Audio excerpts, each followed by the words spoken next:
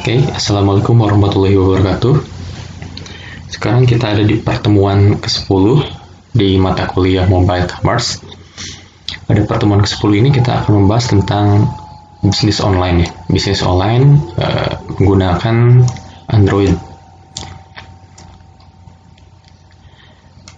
Oke, sebelum ke sana, sebelum kita membahas tentang materi di pertemuan ke-10 ini, isi materi dari pertemuan ke-10 ini adalah tentang platform yang digunakan dalam dunia digital saat zaman digital saat ini untuk kepentingan bisnis online. Nah, di sini diantaranya ada WhatsApp. Yang pertama itu ada aplikasi jejaring sosial, diantaranya ada WhatsApp Messenger, kemudian ada Facebook for Android, lalu ada Twitter, kemudian yang kedua itu membahas tentang aplikasi situs. Kalau yang pertama tadi kan media sosial, kemudian yang kedua ini ada situs untuk bisnis online. Di antaranya ada Kaskus untuk Android, kemudian ada Toko Bagus atau OLX gitu ya, yang sekarang OLX. Lalu pembahasan yang ketiga yaitu tentang aplikasi ekspedisi untuk mendukung bisnis online. Yang akan dibahas nanti tentang ongkos kirim, kemudian kurir yang mengantarkan ya, RPX Mobile untuk memantau pengiriman, kemudian untuk teknologi untuk melacak paket kita sudah sampai mana kayak gitu. Lalu ini adalah perusahaan-perusahaan pendukung untuk melakukan pengiriman. Lalu ada juga currency converter nanti, yaitu mata uang yang digunakan dalam bisnis online ya, bahwa sekarang sudah menggunakan uang dalam bentuk digital seperti itu, bisa digunakan medianya melalui mobile ya, seperti itu. Nah, sebelum masuk ke sana, saya ingin tarik dulu teman-teman ke pembahasan yang lain, bahwa pembahasan ini sebelum kita masuk ke sini itu ada hal yang mungkin harus kita pahami terlebih dahulu. Sebelum kita ini kan sudah masuk ke dunia bisnis online-nya ya, sudah masuk ke dunia bisnis online, sudah masuk ke praktek bagaimana kita untuk melakukan aktivitas dalam bisnis online, spesifiknya menggunakan teknologi Android gitu, karena kita membahas tentang mobile commerce, yaitu penjualan menggunakan aplikasi mobile. Nah, sebelum kita masuk ke praktek ini, sebelum masuk kita pembahasan yang lebih mendalam tentang bagaimana cara untuk melakukan bisnis menggunakan Android, saya ingin teman-teman memahami dulu untuk membuka pola pikirnya, untuk membuka mindsetnya tentang bisnis online ini. Kenapa saat ini kita sudah berada pada tahapan bisnis secara online? Nah, kalau kita tarik dulu nih ke zaman dahulu gitu ya, sebelum adanya pergeseran menuju era digital. Kalau kita ingat-ingat dulu waktu kita ingin belanja atau ingin berinteraksi dengan dunia bisnis, tentu kita harus bertemu secara langsung gitu ya. Misalnya kita akan melakukan pembelian, maka kita harus datang ke toko, kemudian memilih produk apa yang ingin kita beli, lalu kita melakukan negosiasi dengan produsennya, dengan yang punya toko. Kemudian kalau sudah deal, maka kita akan membeli barangnya dan kita lalu melakukan pembayaran secara tunai. Waktu dulu seperti itu. Kemudian zaman terus berubah sehingga muncullah tren baru, itu tren digital. Nah, sebelum masuk ke tren digital itu diawali dengan transformasi teknologi informasi yang dimulai pada tahun 1957, di mana Uni Soviet atau Rusia ya, sekarang mereka meluncurkan satelit ke luar angkasa. Kemudian pada tahun 1958 terus berkembang sampai akhirnya pada tahun 1982 muncullah istilah yang dinamakan dengan internet. yang menghubungkan setiap orang dari berbagai penjuru dunia bisa lebih mudah untuk berinteraksi. Walaupun mungkin kita beda waktu, walaupun mungkin kita beda tempat, tapi dengan adanya internet, maka itu akan lebih memudahkan kita dalam berinteraksi antara satu dengan yang lainnya. Nah, kemudian daripada itu ya, selain dari internet yang tadi, maka muncul lagi transformasi teknologi yang baru, yaitu teknologi komunikasi, yang dimulai pada tahun 1837 saat itu. Kemudian terus-terusan bertumbuh sampai akhirnya kita sekarang sudah mengenal yang namanya internet, telepon, dan lain sebagainya gitu ya untuk berkomunikasi. Kalau mungkin kita hanya menggunakan komputer dan juga internet dengan cara saling mengirim email untuk berkomunikasi, kemudian muncul yang namanya telepon, lalu adanya telepon genggam, lalu datangnya lagi media sosial yang membuat kita lebih mudah untuk berinteraksi antar sesama, seperti itu. Nah, ini adalah data tentang penggunaan digital di dunia pada Januari 2020, di mana sekitar 7,75 miliar orang yang menggunakan populasi di dunia gitu ya, dan diantaranya sekitar 5,19 miliar itu menggunakan mobile phone atau pengguna mobile. Kemudian sekitar 4,54 miliar itu sebagai pengguna internet, dan sekitar 3,80 miliar itu aktif di media sosial. Jadi bisa kita bayangkan dari perkembangannya internet yang mungkin hanya sekitar beberapa puluh tahun gitu ya, dari awal ditemukan sampai sekarang, penggunanya itu terus-terusan meningkat, penggunanya terus-terusan berkembang, bahkan hampir seluruh populasi di dunia sudah menggunakan yang namanya mobile phone, dan mereka sudah terhubung dengan yang namanya internet. Dan itu memunculkan peluang dan tantangan baru bagi semua orang di dunia. Kemudian, ini waktu yang diluangkan ya dalam setiap harinya dalam dunia internet, mereka meluangkan sekitar 6 jam 45 menit. Kemudian untuk di media sosial ya, di media sosial sendiri, mereka juga meluangkan waktu sekitar 2 jam 24 menit.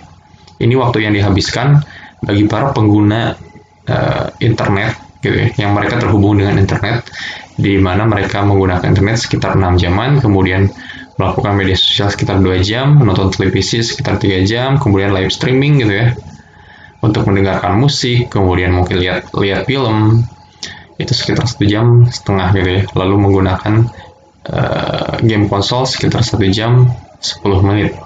Data yang dihimpun seperti ini. Lalu di sini penggunaan aplikasi mobile. Yang pertama, Messenger, chat, sekitar 89%. Kemudian social networking 89%, entertainment 65%, games, shopping gitu ya, musik, map, peta gitu ya, aplikasi bank, kemudian date apps, kemudian untuk aplikasi kesehatan dan juga olahraga atau kebugaran gitu ya. Nah, dari sini kan kita bisa melihat bahwa dunia ini benar-benar bergeser gitu ya. Dari yang dulunya mungkin secara konvensional kita untuk ngobrol dengan orang lain, ya kita harus ketemu gitu ya, harus bertamu ke rumah orang tersebut, kemudian kita bisa berinteraksi dengan mereka. Nah, kalau sekarang kita hanya menggunakan chat aplikasi ataupun media sosial, maka di sini kita sudah bisa terhubung dengan orang-orang dan bisa mengobrol, bisa berinteraksi. Gitu. Kalau dulu saat kita ingin adanya entertain dalam hidup kita, saat kita boring, kemudian kita lagi mencari entertain, maka kita akan bermain dengan teman-teman gitu ya, bermain dengan teman-teman, kemudian bersanda gurau, bercanda, cuma nonton TV gitu kan. Sekarang kan kita tinggal buka YouTube gitu ya, buka YouTube ataupun aplikasi entertain yang lainnya, kemudian kita sudah bisa mendapatkan hiburan di sana gitu. Itu hanya menggunakan cellphone saja gitu kan, hanya menggunakan smartphone, kita sudah mendapatkan entertainment di sana. Kemudian bermain game gitu. Kalau pengen main game ya dulu kita harus pergi ke pusat pembelanjaan gitu, kayak ke Time Zone seperti untuk bermain game. Sekarang kan sudah bisa teman-teman dapatkan lewat smartphone yang kita genggam sehari-hari. Kemudian untuk belanja, kalau dulu kita harus pergi ke toko secara fisiknya. Kita harus macet-macetan dulu di jalan, kita harus berdesak-desakan dengan orang lain, kita harus berburu diskon seperti itu kan. Kalau sekarang untuk shopping aplikasi, kita sudah buka aplikasi toko online di handphone gitu ya, kayak Bukalapak, Lazada, Shopee seperti itu. Dan juga di sana sudah tersedia cashback ya juga, diskonnya juga ada. Itu lebih memudahkan kita lagi gitu kan, sehingga kita tidak perlu pergi keluar rumah kita untuk berbelanja. Musik juga, kalau dulu kalau kita ingin dengarkan musik kan kita harus sangat susah gitu kan. Maksudnya kalau dulu saat pertama kali saya punya telepon genggam, kemudian saya pengen musik, saya harus bayar orang buat masukin musik ke aplikasi kita gitu, ke smartphone kita. Sekarang kan kita tinggal buka Spotify atau Juk, kemudian kita sudah bisa mendapatkan musik secara gratis kayak gitu. Lalu saat kita berpergian, kita tidak tahu tempat, kita tidak tahu jalan, kita tinggal buka saja aplikasi map, maka kita akan dengan mudah menemukan tempat tujuan kita. Kemudian bank aplikasi, kita ingin cek saldo, kita ingin transfer untuk keperluan shopping misalnya, kita tinggal buka aplikasi bank yang ada di smartphone kita. Lalu saat kita ingin jomblo, gitu, kemudian kita pengen cari tempat kencan, kita juga sudah ada aplikasinya di smartphone kita juga kayak gitu. Kemudian untuk aplikasi kesehatan, gitu kan sekarang juga sudah ada di aplikasi smartphone. Kita ingin konsultasi dengan dokter spesialis, kita ingin tahu kita sedang merasa tidak sehat badan, kemudian kita buka aplikasi kesehatan, kemudian kita langsung berkonsultasi dengan dokternya, maka mereka langsung akan merekomendasikan kira-kira apa penyakit kita, dan mereka merekomendasikan apa yang harus kita lakukan, obat apa yang harus kita beli dan harus kita konsumsi gitu. Nah, kesemuaan ini, semua kategori ini sekarang sudah bisa kita dapatkan hanya dalam satu genggaman yang dinamakan dengan smartphone atau ponsel pintar. Kayak gitu. Nah, itu merupakan pasti menjadi sebuah tantangan baru bagi kita semua, menjadi sebuah kesempatan bagi kita untuk menciptakan hal-hal baru yang instan gitu kan. Ini kan menjadi hal-hal yang instan yang lebih mudah digunakan bagi kita semua. Sedangkan kan orang-orang memang sangat suka hal-hal yang instan gitu kan. Nah, untuk di Indonesia sendiri, data yang sudah didapatkan dari Hotsuite ini sekitar 272,1 juta untuk penduduknya atau ya populasi di Indonesia, dan sekitar 338,2 juta itu mereka adalah pengguna dari smartphone, melebihi dari total populasinya. Artinya kita ini adalah negara konsumtif. Kita ini adalah negara konsumtif, di mana kita tidak cukup mempunyai satu aplikasi untuk satu mobile phone untuk berkomunikasi. Istri aja butuh 4 gitu ya, apalagi smartphone mungkin. Kalau Indonesia mungkin seperti itu. Entahlah. Kemudian untuk pengguna internetnya sendiri kita sudah mencapai angka 175,4 juta, dan yang aktif di media sosial sekitar 160 juta. Gitu ya. Ini adalah data yang khusus di Indonesia. Juga seperti ini. Jadi artinya rata-rata orang di Indonesia juga sudah menggunakan atau sudah terhubung dengan internet. Kayak gitu. Lalu dampaknya jadi seperti apa? Dampaknya adalah menjadi seperti ini. Saat dalam keramaian gitu kan, saat kita sedang berkumpul dengan teman-teman, saat kita lagi sendiri, saat kita lagi bersemedi, kita sudah sibuk dengan ponsel kita masing-masing. Kita sibuk dengan dunia internet, gitu, dunia maya kita sendiri-sendiri. Kayak gitu, dalam kehidupan sehari-hari seperti ini. Kemudian dalam pemerintahan, gitu kan. Semuanya sudah menggunakan internet, semuanya. Saat kita ingin memperbaiki data, kita tinggal masuk ke halaman tertentu, kemudian kita bisa input data kita. Saat ada survei penduduk gitu kan, sekarang kita sudah online, jadi kita tidak perlu lagi ada orang surveyor yang datang kemudian bertanya kepada kita tinggal masuk ke halaman website tertentu, kemudian kita bisa melakukan survei di sana. Atau misalkan kita butuh surat-surat tertentu, maka kita akan dilayani secara online. Sekarang sudah seperti itu ya. Lalu dalam dunia bisnis munculnya internet banking, kemudian belanja online, transaksi secara digital gitu kan. Semuanya sekarang sudah serba digital seperti itu, sehingga akan menggeser perubahan dunia yang tadinya dari dunia konvensional menjadi dunia digital. Nah, dari hal-hal tersebut, dari kebiasaan-kebiasaan tersebut, kemudian akan muncul penelitian-penelitian baru, akan muncul ilmu-ilmu baru yang akan mempelajari tentang perilaku atau kebiasaan kita sehari-hari.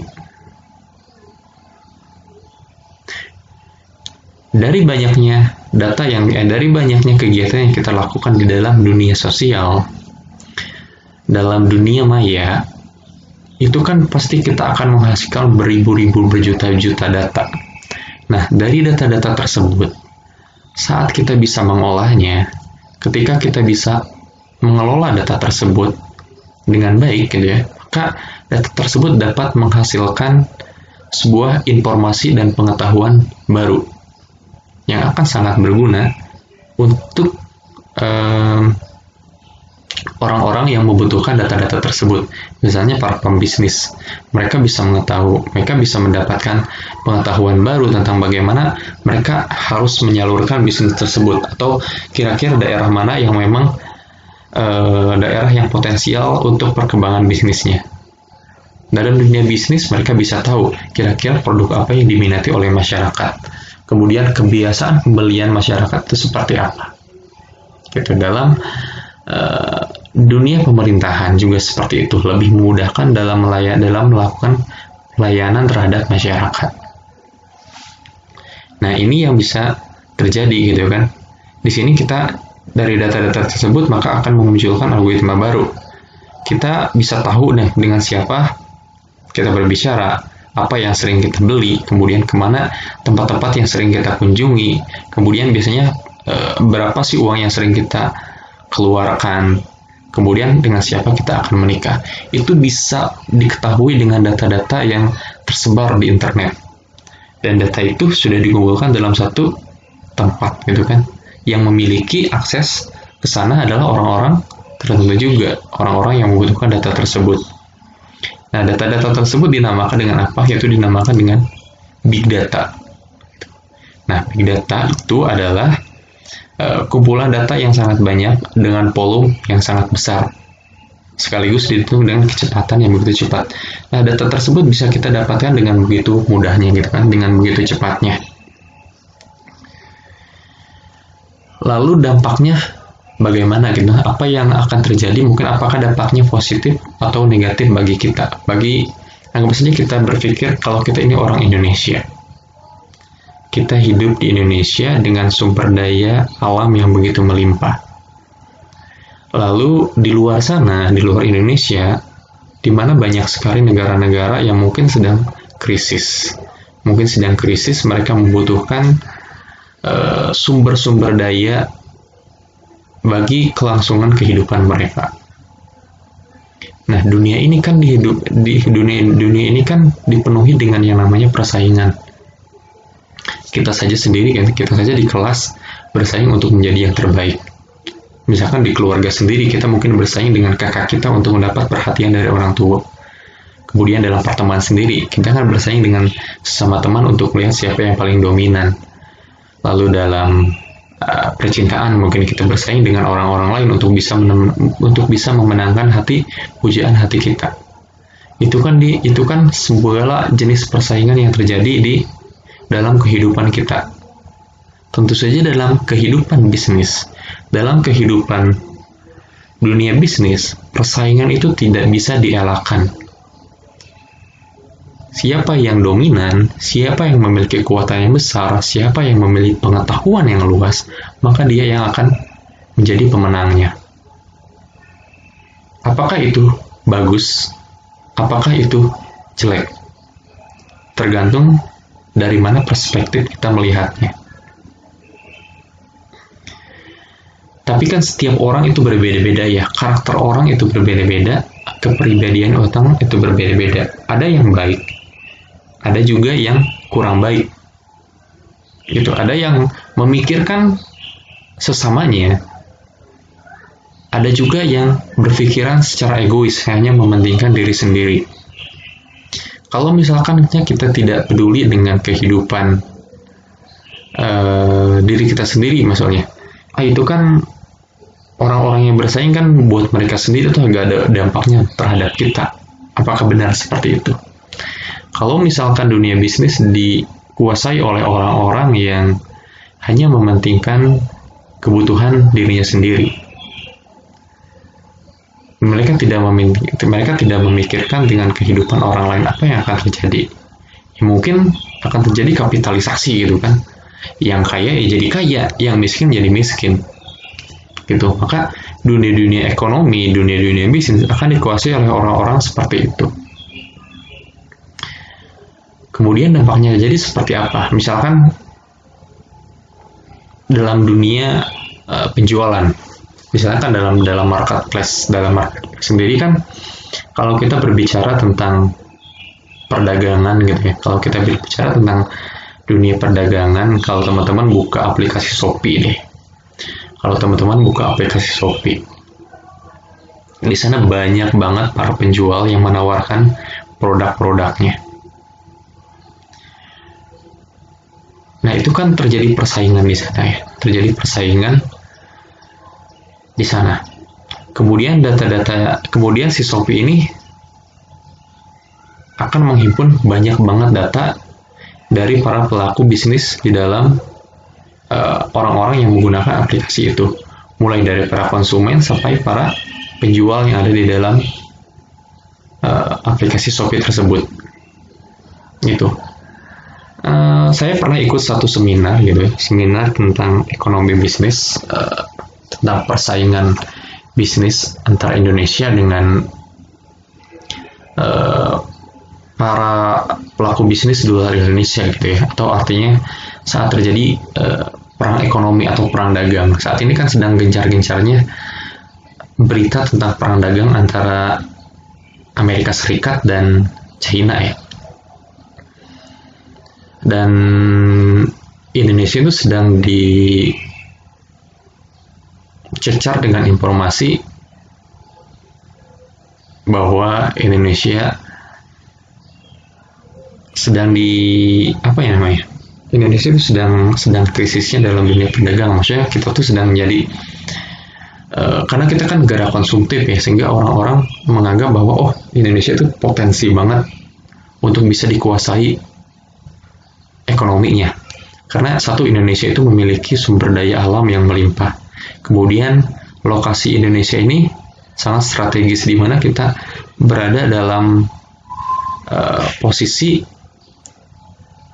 tempat-tempat di mana negara-negara lain itu untuk melakukan distribusi barangnya, mereka pasti melalui Indonesia dulu tuh, teluk-teluk yang ada di Indonesia, sehingga bagi negara lain itu merupakan hal-hal yang strategis dan harus bisa dikembangkan, harus bisa dimanfaatkan. Itu lebih besar ya, kalau lebih besar. Nah, kalau kita berbicara tentang lingkup kita sendiri deh, tentang UMKM. Tentang UMKM kan kita berbicara tentang ini ya. Tadi itu kita berbicara tentang bisnis online. Nah, kalau bisnis online sendiri itu di Indonesia seperti apa? Apakah bisa berkembang maju ataukah bisa terpuruk? Nah, tadi saya bilang bahwa saya pernah ikut sebuah seminar tentang bisnis online ini, di mana dalam seminar itu dikatakan bahwa Indonesia ini atau UKM Indonesia ini sekarang sedang terancam oleh China. Terancam oleh China. Kenapa? Karena saat ini bisnis online di Indonesia sudah dikuasai oleh Cina. Sebagian besar sudah dikuasai oleh Cina. Aplikasi-aplikasi yang digunakan oleh orang-orang Indonesia saat ini adalah dikelola oleh orang-orang Cina.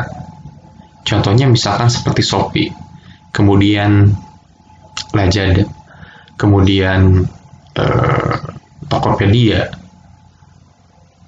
Gojek gitu kan. Itu kan milik, kalau kita telusuri nasabnya gitu ya, mereka itu dimiliki oleh perusahaan-perusahaan besar dari Cina. Terus apa dampaknya terhadap UKM di Indonesia? Dampaknya adalah produk-produk yang kita jual bisa mereka tiru. Cina kan negara terkenal dengan negara peniru ya. Cina terkenal dengan negara peniru.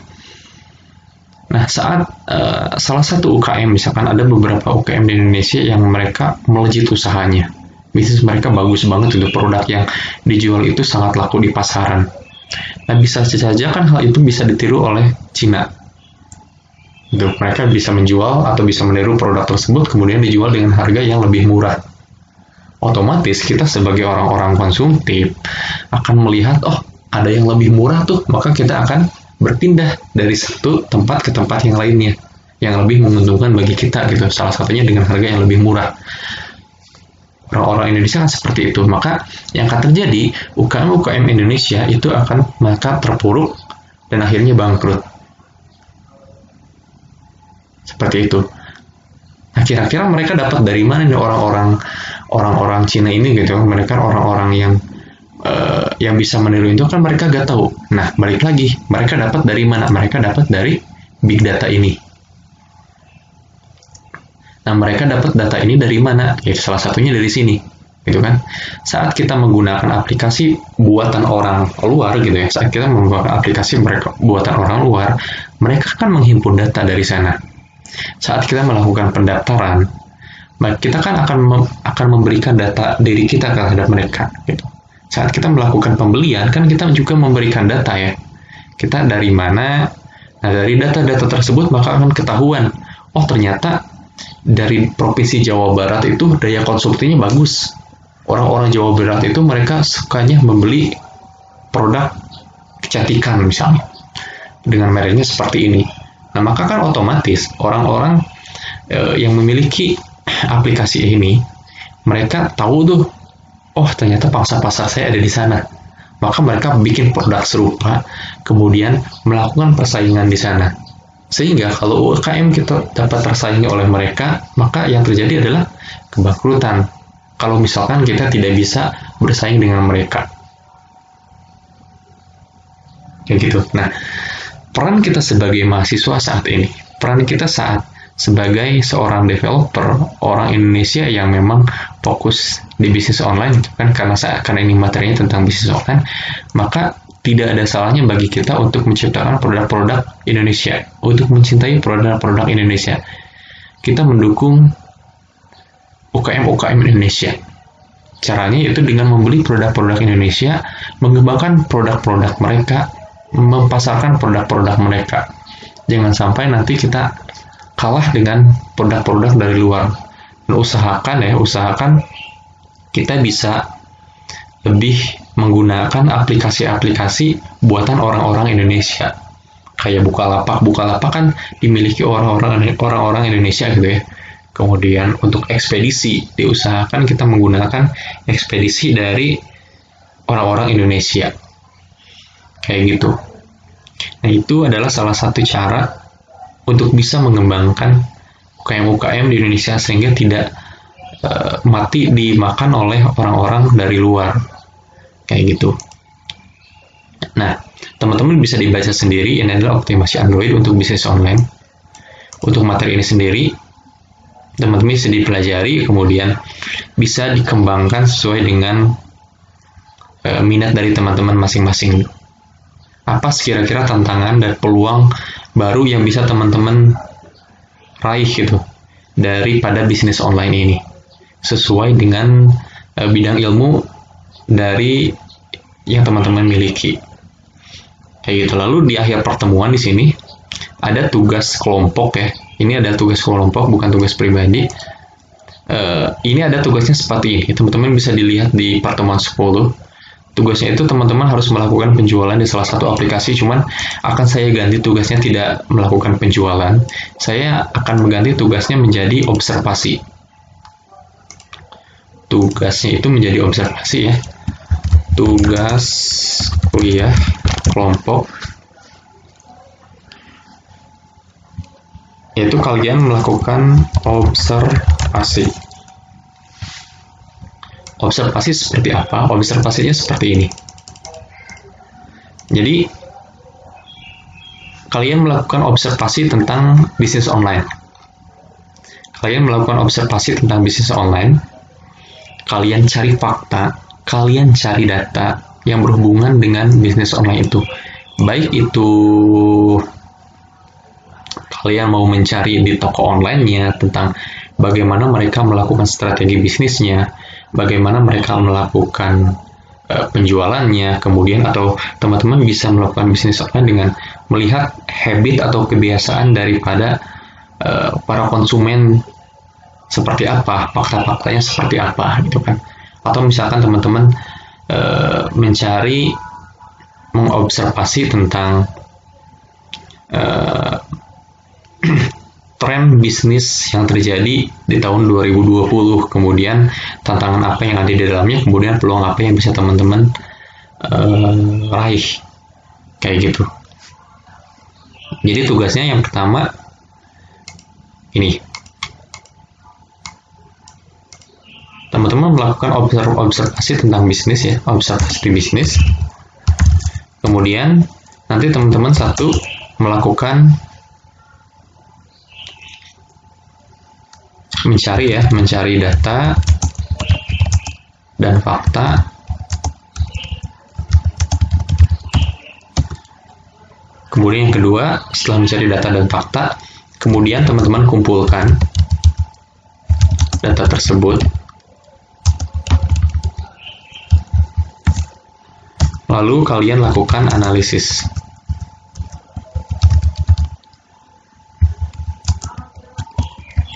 Setelah melakukan analisis, teman-teman lakukan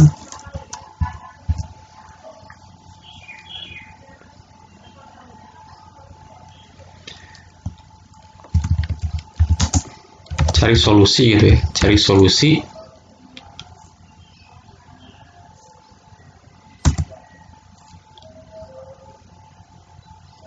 Kemudian teman-teman cari peluangnya.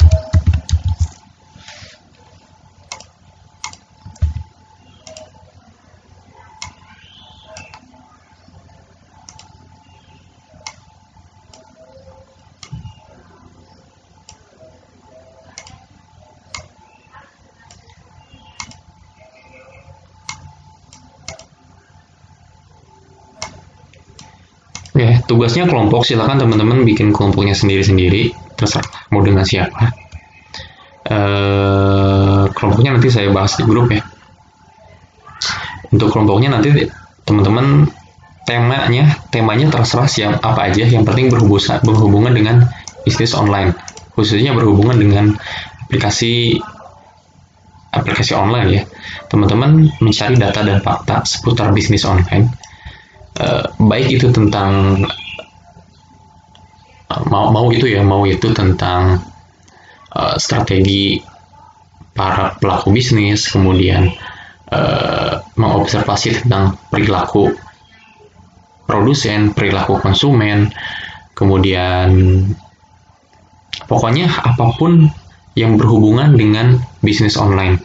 Teman-teman lakukan observasi, cari data dan faktanya yang dapat mendukung observasi kalian. Gitu. Misalnya teman-teman mendapatkan data ternyata di Indonesia itu kebanyakan orang-orangnya konsumtif gitu. Nah, konsumtif itu seperti apa? Gitu. Kemudian kalian kumpulkan semua data-data tersebut, lalu teman-teman analisis data tersebut.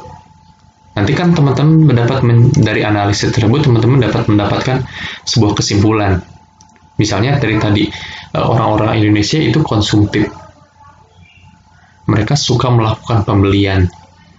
Mereka suka membeli barang-barang yang sebenarnya mereka tidak butuhkan tapi mereka beli gitu.